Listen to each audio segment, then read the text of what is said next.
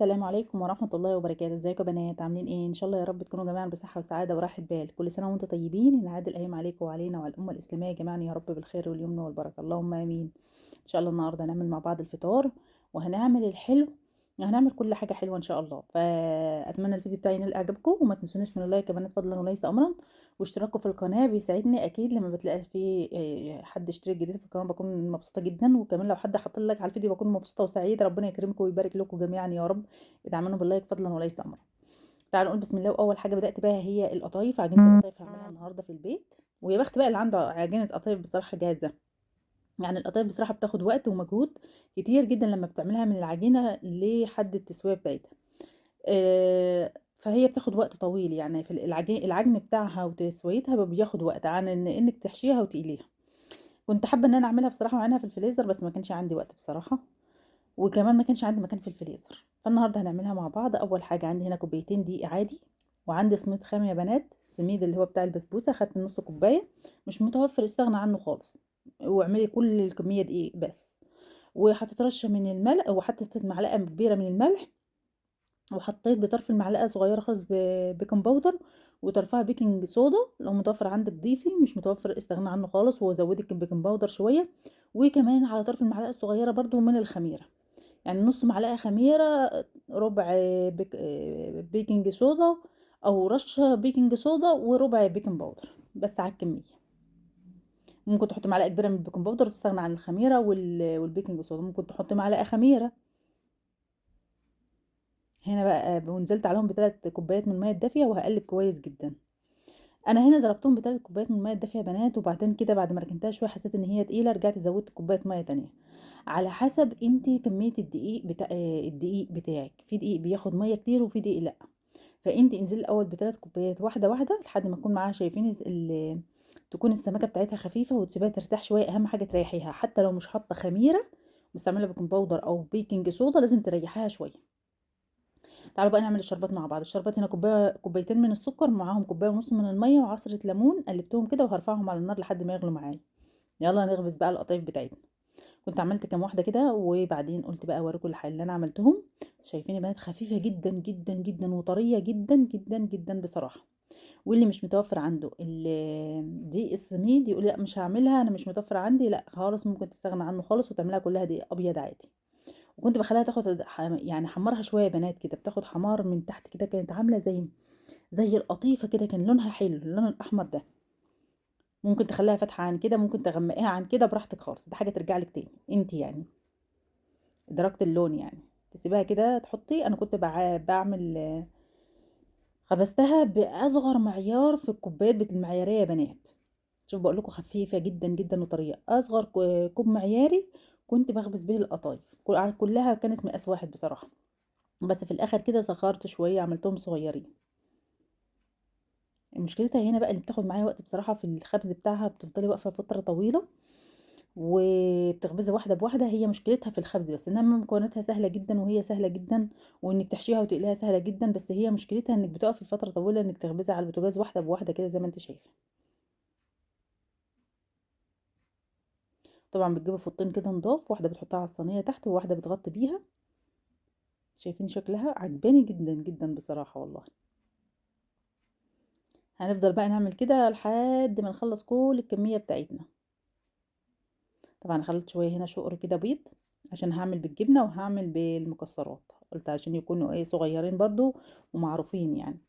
تعالوا هنا بقى، انا سبت ركنت القطايف على جنب، وقلت بقى ابدا اعمل الغدا عشان ما اتاخرش. فهعمل النهارده صينيه فراخ في الفرن، وهعمل معاها رز مرتة وشوربه خضار والقطايف بتاعتنا، وهنعمل عصير تمر. وكل سنه وانتم طيبين.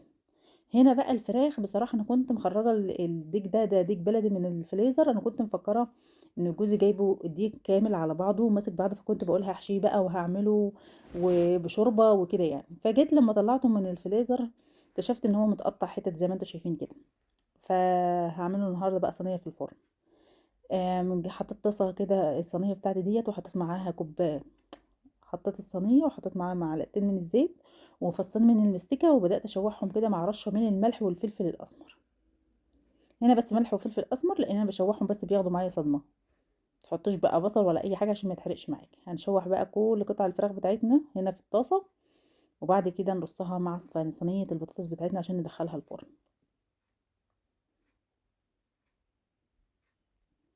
انا بصراحة ما بحبش الفراخ متقطعة بالشكل ده، انا بحب الديك يا اما ماسك بعضه، الفراخ البلدي بالذات يا اما ماسكة بعضها اعرف احشيها حلو او ادخلها الفرن، او ان هي متقطعة مثلا اربع تربع، اربع تربع بالكتير، يعني بالكتير جدا الصدر على قطعتين او الفخذ على قطعتين. انما هي بتكون حتت كتير كده ما تعرفيش ده لوحده وده لوحده، انا ما بحبش بصراحة قطع كتير في الفاضي يعني. وعندي ولادي لما بتبقى متقطع قطع كتير كده بتقعد معايا يعني باكله قطع، بياخدوا قطع صغيرة وخلاص على كده. انما لما بكون ماسكة بعضها بصراحة بحس ان هما بيحبوها اكتر وباكلوها اكتر ما هي متقطعة. هنا بقى جبت هنا بصل، ثلاث بصلات كده، واحده حطيت واحده حمراء واتنين بيض ومعلقه من الثوم، واديتهم رشه ملح ورشه فلفل. وهبدا كده افكك البصل من بعضه، واحاول ادعكه كده بالملح والفلفل مع الثوم بايدي كده زي ما انتم شايفين، يعني منها بفكه ومنهم بديله دعكه كده خفيفه. وعندي هنا فلفل اخضر وفلفل احمر، وعامله بطاطس شرايح من البطاطس. بس كده حطيت الفلفل مع البصل، وهنبدا بقى نرص البطاطس بتاعتنا، وبعد كده هنحط الفراخ من فوق. بصراحة الأكلة دي اللي طالباها النهاردة بنتي، بصراحة قالت انت هتعملي لنا فراخ اعملي معاها، كنت عايزة اعمل محشي وحاجات من دي، قالت لا اعملي لنا النهاردة معاها صينية بطاطس في الفرن والرز بمرتة. وبعد هنا ما حطيت البطاطس اديتها رشة من الملح والفلفل الأسمر ورشة من الكزبرة الناشفة، وبس كده. وهنزل بقى بالطماطم بتاعتنا كده زي ما انتم شايفين وشوية مية صغيرين، وهبدأ أرص الفراخ عليها من فوق. وطبعا أنا مشغلة الفرن بنات الأول يكون سخن معايا عشان أدخل الصينية بتاعتي على فرن سخن.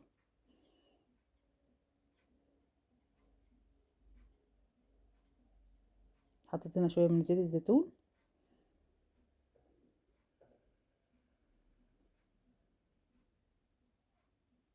وهنبدأ بقى نرص الفراخ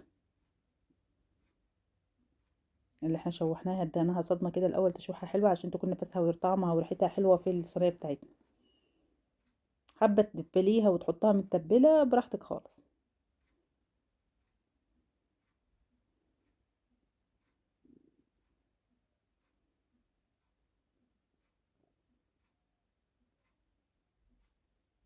حاولت بقى احط كل قطع الفراخ بتاعتي زي ما انتم شايفين كده، واديتها برضو رشة ملح تاني.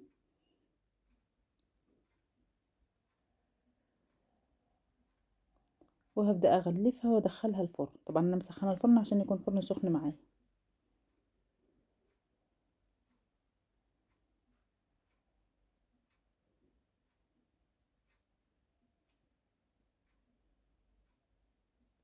هقفل بقى عليها وادخلها الفرن، ونعمل صينية جلاش النهاردة مع بعض. انا بقى جبت الصينية الألمونيا بتاعتي وقلت ان انا هعمل فيها الجلاش النهاردة. معايا هنا حوالي نص كوبايه من السمنه، هجيب انا دوبتها كده على النار وقلت هستعملها يعني ادهن بها الجلاش وادهن بها الصينيه. لما عملته في الصينيه دي كان رقيق جدا يا بنات، ما كانش تخين وكان عجب الولاد جدا. عندي ولادي بيحبوا الحاجه تكون رقيقه ما بيحبوش تكون تخينه، لا معجنات تكون تخينه فيها عجين كتير، ولا جلاش تخين ولا بسبوسه تخينه. كل ما ترققي وكل ما ده يكون السمك بتاعها رقيق كل ما يحبوها اكتر. انا بدات اجيب كل كده ورقه من الجلاش ادهنها دهنه بسيطه جدا انا كنت بجيب ورقتين، واحده بدهنها وواحده لا. وبعد كده حطيت اللحمه بتاعتي، اللحمه طبعا انا كنت معصجاها معاكم يا بنات بالبصل والجزر، وقفلت عليها كده الطبقه الاولانيه، وبعد كده رجعت احط الطبقه التانية كل ورقتين مع بعض، وبدي دهنه بس من فوق للطبقه اللي من فوق، ورجعت انا احط طبق ورقتين واديهم دهنه بسيطه كده من الزبده، من السمنه اللي احنا مدوبينها لرمضان. ده اخر طبق بقى، هبدا بقى اقفل الصينيه بتاعتي كده زي ما انتم شايفين.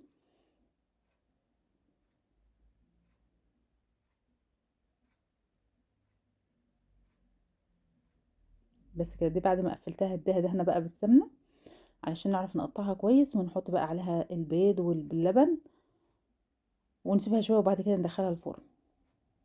يعني انا قلت انا احضرها معايا لحد ما صينيه الفراخ تستوي، اطلع دي وادخل دي الفرن تكون سخنه معايا صينيه الجلاش على الفطار. تجيب بقى سكينه حاميه كده عندك وتبداي بقى ايه تقطعي كده طبعا على الحجم اللي انت حباه، تقطعي بالطول وبعدين بتقطعي تاني بالعرض.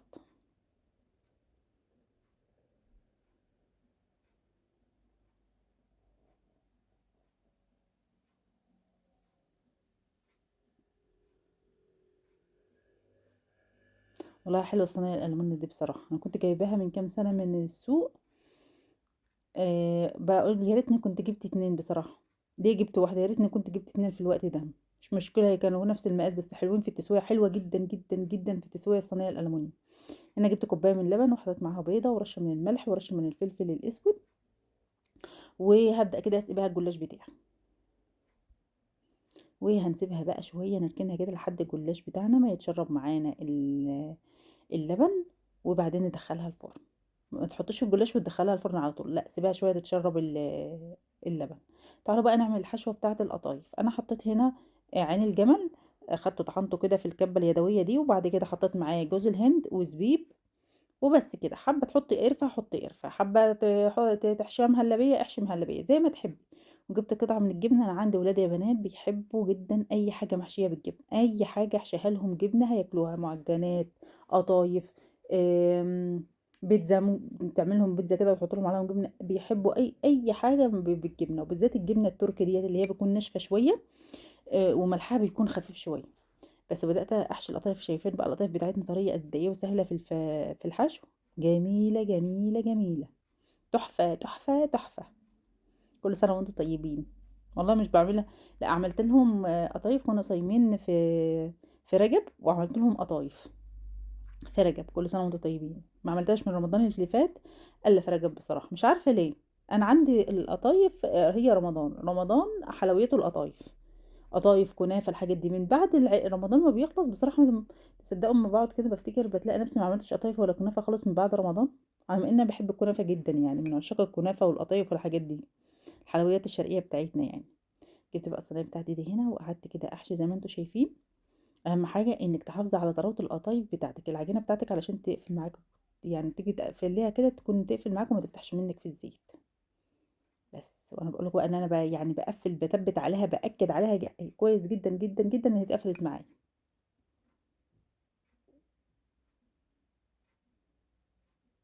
بس كده لحد ما اخلص كل الكميه دي، كل بقى الكميه بتاعتي عملت انا قد ايه بالجبنه، بقول لكم انا عملت الجزء ده بالجبنه يعني اللي هي الصغيره شويه بالجبنه، واللي هي هي مش كبيره قوي بصراحه، انا مش عاملاها كبيره قوي، واللي هي الحجم الاكبر شويه عملتهم بالمكسرات. وهنا عملت شوربه الخضار، انا مش عارفه مقطع شوربه الخضار راح فين بصراحه. انا كنت بقى ايه، عملت شويه زيت، شوحت فيهم البصل واي خضار عندي في التلاجة بصراحه طلعته حطيته في شوربه الخضار.